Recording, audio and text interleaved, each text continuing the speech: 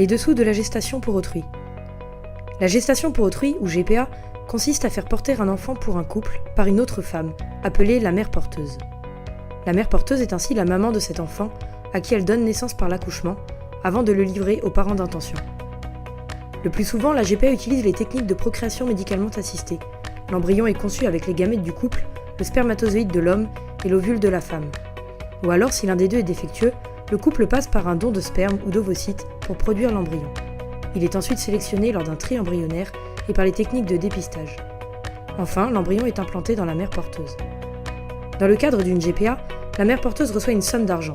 La GPA est dite commerciale si elle reçoit un salaire, éthique si c'est une indemnisation. Dans tous les cas de figure, la femme touche de l'argent pour louer son ventre et livrer le bébé au couple commanditaire.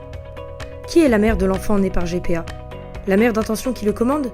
La mère génétique qui a donné son ovocyte et donc la moitié de son patrimoine génétique ? La mère porteuse qui a porté l'enfant pendant 9 mois et qui parfois donne son ovocyte ? Comment l'enfant peut-il grandir avec un début de vie aussi éclaté ? Les GPA sont organisées par des agences commerciales qui mettent en lien les couples d'intention et les mères porteuses. Le marché de la GPA explose et est très juteux pour les agences. Les agences établissent des contrats garantissant aux couples d'intention que seul un bébé en bonne santé leur sera livré.